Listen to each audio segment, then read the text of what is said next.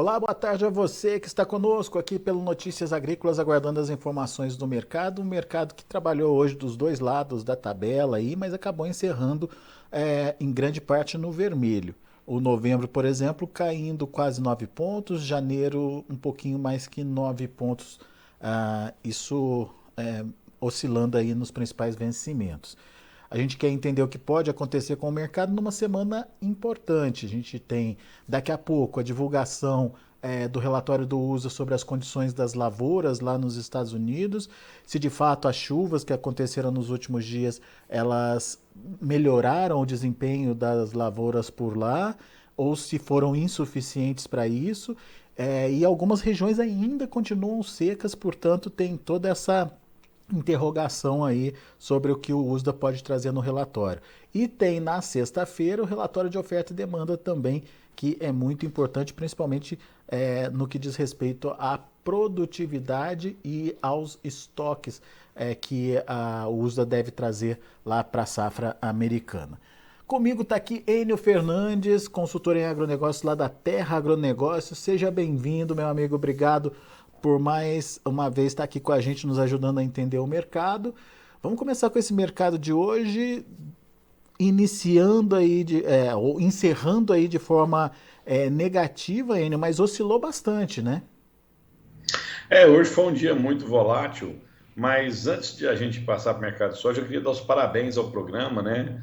Fazendo aniversário, escrevendo uma linda história, e é muito difícil você ter uma história tão longeva de tanto sucesso. Então, parabéns a toda a equipe para vocês aí. Valeu, obrigado, Bom, Enio. hoje o mercado mostrou muito como é que está a expectativa dos traders, né? Se você pegar a semana passada, dias de altas, dias de baixa, mostrando insegurança do mercado. Hoje, de novo, tiveram chuvas esse final de semana nos Estados Unidos, né? Iowa recebeu chuva, Kentucky, Illinois, Ohio, Wisconsin, Minnesota receberam chuvas, mas tem outras regiões que não receberam chuva. Então o mercado está na expectativa de quais vão ser as condições boas, excelentes dessas lavouras agora, tanto de milho quanto da soja. No caso da soja, grande parte já está florada, indo para emitindo vagem, né? Isso é um momento crucial para definir produtividade média. Então, esses dados de como vão estar as lavouras que estão prestes a sair, vai dar uma sinalização de como o mercado vai trabalhar amanhã. Outro ponto importante, você já citou, é que nós temos na sexta-feira o relatório do USDA de oferta e demanda mundial, Supply and Demand. Esse relatório ele é extremamente importante, porque ele vai mostrar lá as produtividades médias das safras dos Estados Unidos e vai mostrar também os estoques de passagem. No nosso ponto de vista, mesmo com a boa produtividade nos Estados Unidos, os estoques de passagens vão ser apertados para a soja. Isso traz uma condição de sustentação das cotações em Chicago da oleaginosa. Ô Enio, então a gente tem aí uma semana que precisa ser observada por conta de números que vão aparecer da safra americana. Na sua opinião, se sustenta esses 14 dólares que o mercado voltou aí a trabalhar nas últimas sessões? Ele pode, vamos lá, o que o mercado está esperando? Uma produtividade um pouco melhor para a soja, né? O USDA, no último relatório de oferta e demanda mundial, ele projetou a produtividade da soja em 51,5 bushels por acre. Já estão falando de 51,8, 52 bushels por acre, um pouquinho acima até de 52. Isso vai dar um estoque de passagem um pouco melhor, mas mesmo assim vai ser pequeno. Eu não vejo soja cedendo muito. Pode cair um pouco? Pode. 13,50, 13,40, mas não deve durar muito tempo abaixo desses 13,50, porque os estoques de passagem são pequenos lá. Quando a gente olha mais adiante para março do ano que vem, maio do ano que vem, ainda vai depender do plantio da safra brasileira. Nós vamos entrar no momento agora de várias notícias negativas para a soja, né? A safra americana se consolidando, logo daqui a 30 dias nós estamos discutindo a safra brasileira, que vai ser plantada ou não, o tamanho dessa safra brasileira. Então a gente tem a entrada da safra americana no mercado e a expectativa da safra brasileira no mercado. Isso pode fazer soja buscar os 13, mas ela não vai durar muito nesse cenário, até porque os estoques são baixos. A gente tem que lembrar o seguinte, a Bolsa dos Estados Unidos realmente ela reflete o preço da soja no mundo inteiro, mas ela é muito mais influenciada pelas condições nos Estados Unidos. E esses estoques baixos são os limitadores de quedas muito profundas nas cotações de Chicago, principalmente na cotação novembro, janeiro e março dos próximos meses. Muito bem. Agora, o clima vai continuar influenciando ou já dá para dizer que a safra está se consolidando aí, Enio? Não, a safra está se consolidando, está chovendo, tem regiões dos Estados Unidos que está chovendo muito bem, tem outros estados que não estão chovendo. Nebraska é um estado que está chovendo não tão bem, Kansas, Oklahoma, South Dakota, são estados que não estão em condições perfeitas, mas não é nenhum grande desastre na safra dos Estados Unidos. E, de novo, mesmo com boa safra, estoques apertados, né? Agora, você tem regiões que vão produzir muito bem, né? Kentucky, Ohio, Minnesota, são estados, Indiana deve produzir muito bem também. Então, são estados que são importantes e vão entregar uma boa safra. E o mercado vai ficar olhando a safra dos Estados Unidos até o momento da colheita. Eu gostaria de lembrar que, recentemente, já com a colheita em andamento, a gente teve aquele episódio do derecho, né? Que foi aqueles tufões que estragaram muito algumas unidades de armazenagem e transbordo de soja nos Estados Unidos. Já estava praticamente definida a safra lá. Então, enquanto a safra não estiver colhida, o clima sempre será importante. Logicamente, Alexandre, quanto mais desenvolvido estiver a safra, mais próximo da colheita estiver a safra, a importância do clima começa a diminuir, os olhos do mercado começam a olhar para a safra na América do Sul, focalmente, principalmente no Brasil e principalmente no Mato Grosso. Em relação ao relatório, você pediu para a gente prestar atenção em dois fatores: produtividade e a questão dos estoques. Você vê a possibilidade de mudanças drásticas que possam fazer o mercado mexer nesse sentido? Produtividades da soja abaixo de 51 bushels por acre e produtividades no milho abaixo de 175 bushels por acre mexeria bastante com o mercado, principalmente no caso da soja. Qualquer coisa abaixo de 51 bushels por acre impactaria bastante o mercado de soja, devido aos estoques, né? E aí nós temos outro problema também. Não é só o número em si. A economia, ela não é uma ciência da área de exatas, ela é uma ciência da área de humanas, porque o feeling, a interpretação pesa bastante. Os produtores dos Estados Unidos, vendo produtividades menores, projeções de produtividades menores, eles ficam mais reticentes a vender. Demandadores do mundo inteiro que precisam da soja, do grão físico, ao visualizar que existe a possibilidade da safra ser um pouco menor e os estoques já estão baixos, acelerariam as suas compras, independente se teria soja suficiente para todos ou não. O fator psicológico pesa bastante no mercado. E lembro que nós estamos tendo quebra de safras em várias regiões do mundo seguidas. Isso traz um certo temor de abastecimento, né? Nós tivemos uma quebra na América do Sul extremamente importante esse ano. Nós temos incerteza da safra americana. Olha o que está acontecendo com o milho na Europa, né? Em toda a União Europeia. Calor muito alto, milho e trigo sofrendo, principalmente o milho, né? Isso traz insegurança de oferta. E com isso, se a gente, o maior produtor de milho do mundo, o segundo maior produtor de soja do mundo, tiver redução das suas produtividades, o mercado vai ficar muito tenso. E lembro, no caso da soja, mesmo com a boa safra, os estoques são baixos. Então, se a gente tiver qualquer coisa abaixo de 51 bushels por acre, o mercado deve agir com um fator altista nas cotações de Chicago. Muito bem.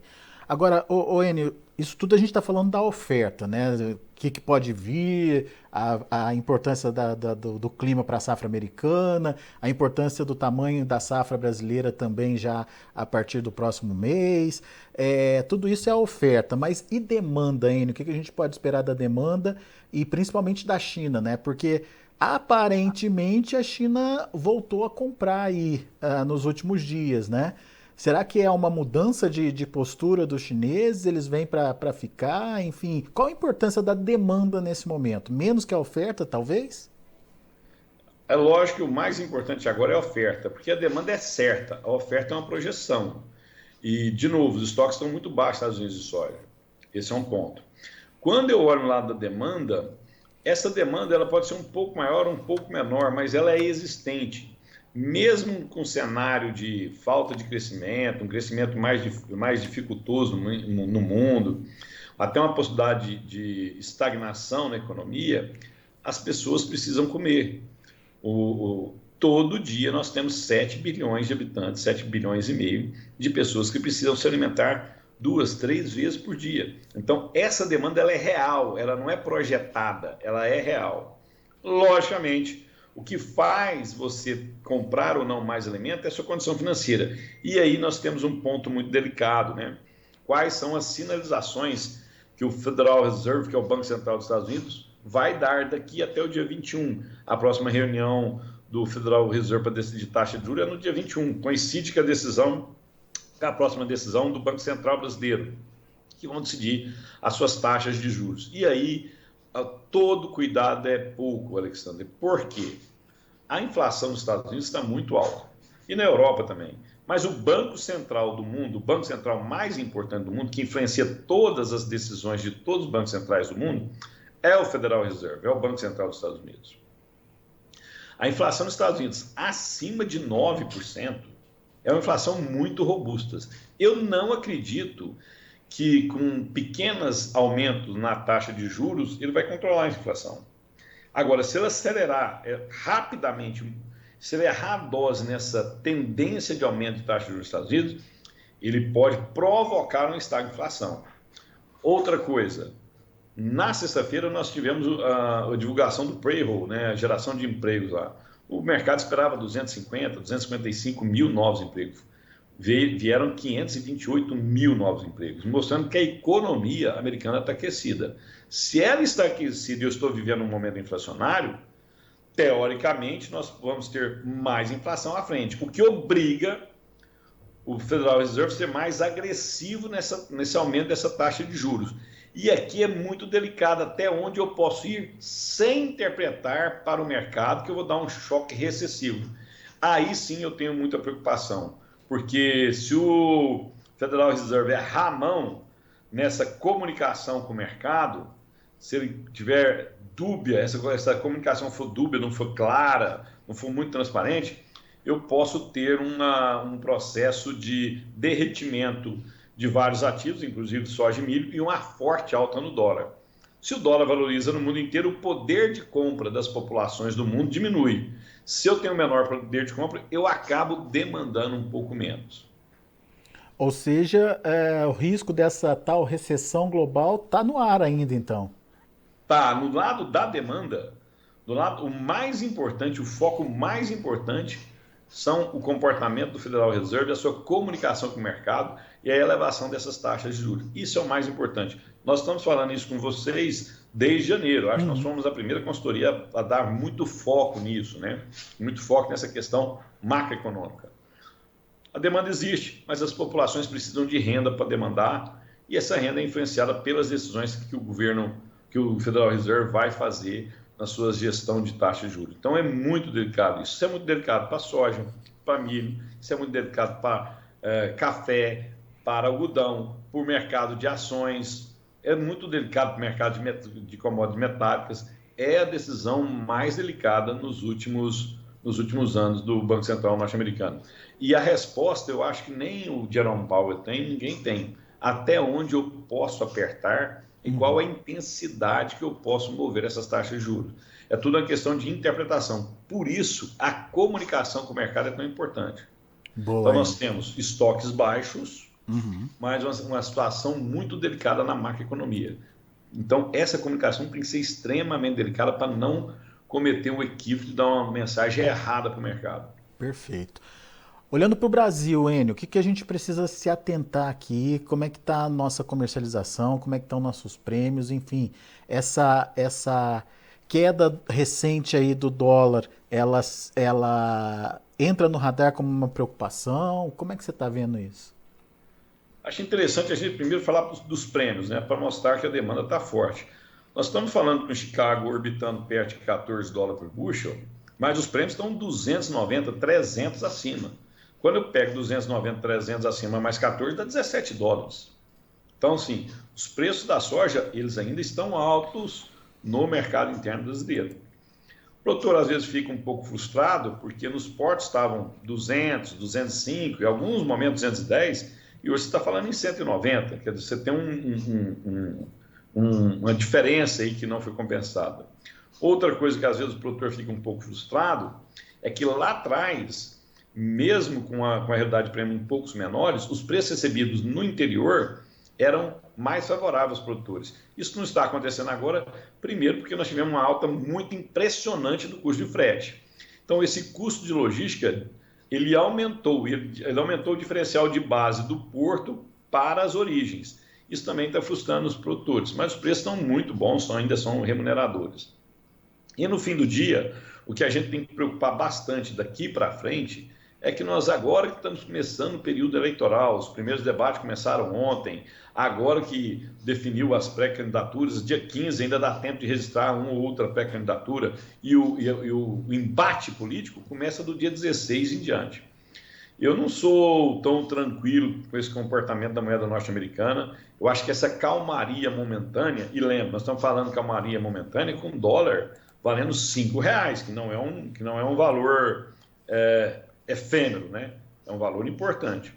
Mas na nossa visão da Terra Agronegócio, nós vamos ter muita volatilidade, porque a campanha vai ser agressiva, ela vai ser intensa, a sociedade está muito dividida e polarizada, parece que não vai surgir nenhuma terceira via capaz de dar alguma outra sinalização, e como os dois polos são muito aguerridos, essa tensão, na nossa visão, só tende a aumentar. E ela não vai passar, na nossa visão de novo, no fim da eleição. Independente de qual lado ganhar, após a eleição, se um determinado lado perder, ele vai questionar muito as urnas eletrônicas. Se um outro lado perder, você vai ter todo um ativismo de esquerda que já vem sendo mostrado durante os últimos 4 anos. Ele vai continuar e vai se intensificar. Podemos ter até ameaças de impeachment de presidente eleito, quer dizer, eu não vejo cenário de calmaria e tranquilidade. Se não tem calmaria, se não tem tranquilidade, Alexandre, o dólar é volátil. Determinada notícia vai fazer subir muito, determinada notícia vai fazer baixar muito, mas a tendência dele, nesse cenário que eu te construí, é mais altista do que baixista. Além do que, se você olhar as nossas reservas, elas, devido à pandemia, elas reduziram muito, né? A gente tinha mais de 300 bilhões, nós estamos perto de 250 bilhões, 270 bilhões, quer dizer, nós perdemos quase 100 bilhões de reserva. E o mercado está olhando isso. Então, nós temos um processo eleitoral muito intenso e muito polarizado aqui. Mesmo com o fim das eleições, essa discussão não vai se findar e você tem um processo inflacionário lá no mundo que contamina a visão do mundo de macroeconomia, né, como vai ser a economia mundial, isso acaba impactando também a visão aqui no mercado interno brasileiro. Então, eu não sou muito amigável com esse movimento de queda forte do dólar, não por questões econômicas, mas devido a esse todo contexto que eu pus sobre a mesa para vocês. Muito bem. Daí a gente tem aqueles 2 pontos do dólar em alta, né? É bom para quem exporta, mas para quem tem custo de produção aí, quem tem que formar o custo de produção aí tem um problema, né, Enio? Na verdade, é até mais intenso do que isso. Quando o dólar ele tá alto, mas ele está com pouca volatilidade, Alexander, eu consigo planejar minhas operações de venda, eu consigo planejar minhas operações de compra. Mesmo com custo caro, eu consigo planejar. O que nós estamos vendo hoje? Ele sobe 1% no dia, cai 2% no outro, depois ele sobe mais 3% no outro. Você vê a moeda sair de 5,50 para 5,15 em menos de uma semana. Essa volatilidade é que traz dificuldade de você fazer precificação de qualquer ativo, inclusive da soja para o ano que vem. E essa volatilidade mostra a insegurança do mercado. Se o mercado tivesse uma tendência clara do comportamento da moeda norte-americana, ele não estaria tão volátil. Por isso que eu acredito que nós vamos ter muita atenção daqui até o final deste ano. Muito bem. Enio Fernandes, meu amigo, mais uma vez, muito obrigado, viu, pela sua participação conosco aqui, sempre trazendo informações importantes que ajudam o produtor na definição do planejamento dele aí. Volte sempre, Enio. É sempre um prazer estar aqui, trocar ideia com vocês. Até quero me desculpar, nos últimos dias a gente não pôde participar tanto, porque estava viajando muito, né? Mas quando precisar é só ligar. E outra vez, mas parabéns pelo programa, pelo aniversário do programa, que Deus ilumine vocês bastante. Tchau, tchau. Valeu, Enio. Abraço para você, meu amigo. Até a próxima. Enio Fernandes aqui com a gente, trazendo as informações do mercado. Vamos ver lá em Chicago como encerraram as negociações para soja, milho e trigo. Vamos ver na tela. Olha aí a soja para setembro, até que ficou positiva, uma alta pequena de 0,75 a 14,64. Novembro, 14 dólares por bushel redondinho ali, com queda de 8 pontos mais 75. Janeiro, 14 dólares e 7 centes por bushel, 9 pontos mais 25 de baixa. E o março, 14 dólares e 8 centes por bushel, caindo 8 pontos e meio. Fechamento misto, mais predominância aí do lado negativo. Vamos ver o milho. Milho fechou tudo no vermelho. Setembro, 6 dólares e 8 centes por bushel, queda de 1 ponto mais 75. Dezembro, 6 dólares e 7 centes por bushel, perdeu 2 pontos mais 75. O março, 6 dólares e 15 centes por bushel, queda de 2,75 também. E o maio, 6 dólares e 19 centes por bushel, queda de 2 pontos mais 75 também. Para finalizar, temos o trigo. O trigo acabou encerrando aí de forma positiva. Setembro, 7,79, ganhou 4 pontos. Dezembro, 7,99, também ganhando 4 pontos. Março, 8 dólares e 17 centes por bushel, 3 pontos mais 25 de alta. E o maio, já de 2023, 8 dólares e 29 centes por bushel, subindo quase 3 pontos. São os números de hoje, já de fechamento do mercado lá na Bolsa de Chicago. A gente vai ficando por aqui, agradeço muito a sua atenção e audiência. Notícias Agrícolas, 25 anos ao lado do produtor rural. Participe das nossas mídias sociais no Facebook Notícias Agrícolas, no Instagram, @Notícias Agrícolas e em nosso Twitter, @Notiagre. E para assistir todos os nossos vídeos, se inscreva no YouTube e na Twitch Notícias Agrícolas Oficial.